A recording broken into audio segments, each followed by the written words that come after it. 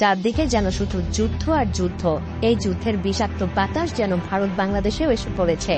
যে কোনো মুহূর্তে ভারত বাংলাদেশে আক্রমণ করতে পারে, কারণ সাম্প্রতিক সময়ে ভারতের সবচাইতে বড় মাথা ব্যথার কারণ হয়ে দাঁড়িয়েছে বাংলাদেশের রাজনৈতিক পট পরিবর্তন। বাংলাদেশ আর কারো নিয়ন্ত্রণে নেই, আর এ কারণেই তারা বাংলাদেশকে পরোক্ষভাবে দখল করার হুমকি দিয়ে আসছে প্রতিনিয়ত।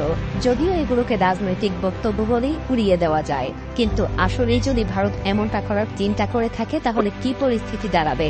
বাংলাদেশ কি পারবে পৃথিবীর চতুর্থ বৃহত্তম ভারতের মতো সামরিক দানবের মুখোমুখি হতে, নাকি নতুন আর একটা গাজায় পরিণত হবে? নাকি ভারত বাংলাদেশকে আক্রমণ করলে নিজেই বিভক্ত হয়ে যাবে, আলাদা হয়ে যাবে সেভেন সিস্টার? আজ চলুন সেই বিশ্লেষণই করা যাক। ভারতীয় সেনাবাহিনীর সংখ্যা প্রায় 13 লাখ, যা চীনের পর পৃথিবীর দ্বিতীয় সর্বোচ্চ সৈন্যের অধিকারী দেশ। তবে ভারতের সেনাবাহিনীর একটা বড় অংশ তাদের অভ্যন্তরীণ নিরাপত্তায় নিয়োজিত আছে। কাশ্মীর, মধ্যপ্রদেশ এবং পূর্বাঞ্চলের 7টা রাজ্যের, যাদেরকে আমরা সেভেন সিস্টার হিসেবে জানি, সেখানকার বিদ্রোহীদের দমন করতে ভারতীয় সেনাবাহিনীর একটা বিশাল অংশ সেখানে নিয়োজিত আছে, আর তাদেরকে সেখানে থাকতেই হবে। তা না হলে সেভেন সিস্টার সহ আরো বেশ কিছু রাজ্য বিভক্ত হয়ে যাওয়ার প্রবল সম্ভাবনা আছে। অন্যদিকে পাকিস্তানের সেনাবাহিনীর অ্যাক্টিভ রিজার্ভ সবকিছু মিলিয়ে সংখ্যা প্রায় 7 লাখের কাছাকাছি, যাদের একটা বড় অংশ সবসময় ভারতকে আক্রমণ করার সুযোগ খুঁজতে মুখিয়ে থাকে। আর এতে করে ভারতীয় সেনাবাহিনীর অন্ততপক্ষে 8 লাখ সৈন্য প্রয়োজন পাকিস্তান এবং নিজেদের অভ্যন্তরীণ সব সংকট মোকাবেলা করতেই। এখানেই শেষ না, ভারতকে অবশ্যই চীনের আগ্রাসন থেকে বাঁচার জন্য আরো 3 লক্ষ সেনাবাহিনী চীন ভারত সীমান্তে সবসময় মোতায়েন রাখতে হয়। কিন্তু অবশিষ্ট 2 লাখ সৈন্য নিয়ে ভারত যদি বাংলাদেশে আক্রমণ করতে চায়, তবে সেটা যেন ভারতের জন্য হবে নিজের পায়ে নিজের কুড়াল মারার মতো। কেন বলছি এই কথা? কারণ সামরিক বিশেষজ্ঞরা মনে করেন কোন দেশকে দখল করতে গেলে সেই দেশের শক্তির চাইতে 3 গুণ সৈন্য থাকা প্রয়োজন। মজার ব্যাপার হলো, আপনি যুদ্ধ বিমান দিয়ে শত্রুর দেশকে শুধু ধ্বংসই করতে পারবেন, কিন্তু দখলে নিতে গেলে অবশ্যই আপনাকে সেখানে মোতায়েন করতে হবে পদাতিক বাহিনী। আর তাই ভারতের 2 লাখ সৈন্য দিয়ে বাংলাদেশকে দখলে নেওয়া সম্ভব না, কারণ বাংলাদেশের সেনাবাহিনীর সংখ্যাও একেবারে কম না। আর তাই বলাই যায়, এই পরিস্থিতিতে ভারতীয় সেনাবাহিনীর জন্য বাংলাদেশকে আক্রমণ করা অসম্ভব হয়ে দাঁড়াবে। তবে এখানে চীন পাকিস্তান নিজেদের স্বার্থে ভারতকে সীমান্ত থেকে দূরে ব্যস্ত রাখতে বাংলাদেশকে অস্ত্র দিয়ে সহযোগিতা করার সম্ভাবনা অনেক বেশি, যা ভারতের জন্য কাল হয়ে দাঁড়াতে পারে।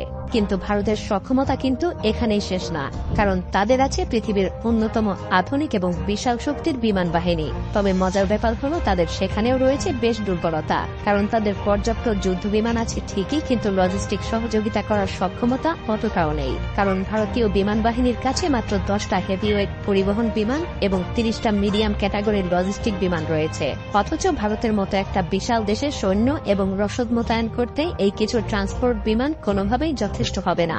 যেমন 2020 সালে চীনের সংঘর্ষের সময় ভারতের ট্রান্সপোর্ট ফ্লাইটের অভাব স্পষ্ট হয়ে উঠেছিল। বেশ কয়েক সপ্তাহ সময় লেগেছিল ভারতের সৈন্য এবং সরঞ্জাম মোতায়েন করতে। এর ফলে বাংলাদেশের বিরুদ্ধে যুদ্ধ করতে গেলে ভারতের বিমান বাহিনীর লজিস্টিক ফ্লাইট কোনো বড় ভূমিকা পালন করতে পারবে না। তবে ভারতীয় বিমান বাহিনীর কাছে প্রায় সব মিলিয়ে 500টা যুদ্ধ বিমান আছে, এবং এতে কোনো সন্দেহ নেই এত সংখ্যক বিমান দিয়ে তারা অল্প কিছু সময়ের মধ্যেই বাংলাদেশকে ধূলিসাৎ করে দিতে পারে। কারণ বাংলাদেশের কাছে এমন কোন শক্তিশালী যুদ্ধ বিমান নেই যা ভারতীয় ফাইটার জেটগুলোকে মোকাবেলা করতে পারবে। সেই সাথে নেই তেমন কোন শক্তিশালী আকাশ প্রতিরক্ষা ব্যবস্থা। তবে এখানেও ভারতের জন্য বিপদ রয়েছে, কারণ ভারতের বেশিরভাগ যুদ্ধ বিমান কাউন্টার স্ট্রাইক মিশন পরিচালনা করতে সক্ষম না। হ্যাঁ, ভারতের কাছে আছে 270টা SU-30, এছাড়াও MiG-21 এবং জাগুয়ার ফাইটার জেট। কিন্তু মজার ব্যাপার হলো, এগুলো বর্তমানের আধুনিক যুগে কিন্তু বেশ পুরনো মডেল।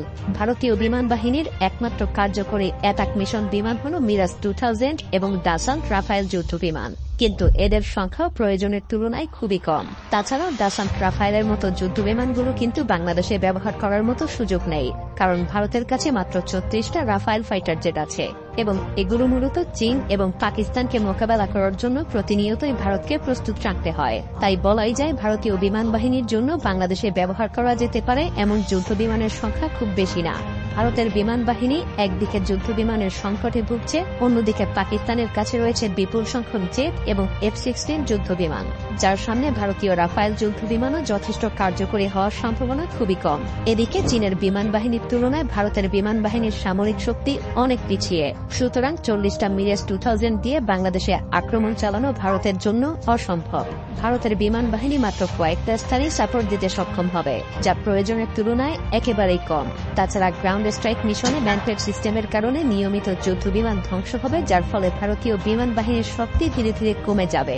আর এটাও মনে রাখতে হবে, ধীরে ধীরে বাংলাদেশও পরিণত হবে যুদ্ধক্ষেত্রে। প্রাণ হারাতে থাকবে হাজার হাজার নিরীহ মানুষ। তবে এর মানে এই নয় যে বাংলাদেশের সামরিক শক্তি একদম পিছিয়ে আছে। এখানে বাংলাদেশও মিলিটারি শক্তির দিক থেকে যথেষ্ট শক্তিশালী একটা দেশ। তাছাড়া বাংলাদেশ সেনাবাহিনী প্রতিনিয়ত নতুন নতুন অস্ত্রশস্ত্র ক্রয়ের দিকে মনোযোগী হচ্ছে। সেই সাথে আপনাকে এটাও মনে রাখতে হবে, বাংলাদেশ সেনাবাহিনী বর্তমানে দক্ষিণ এশিয়ার তৃতীয় বৃহত্তম শক্তিশালী বাহিনী এবং এই বাহিনী দেশের যেকোনো বিপদের সময় নিজেদের সবকিছু দিয়ে লড়াই করতে প্রস্তুত।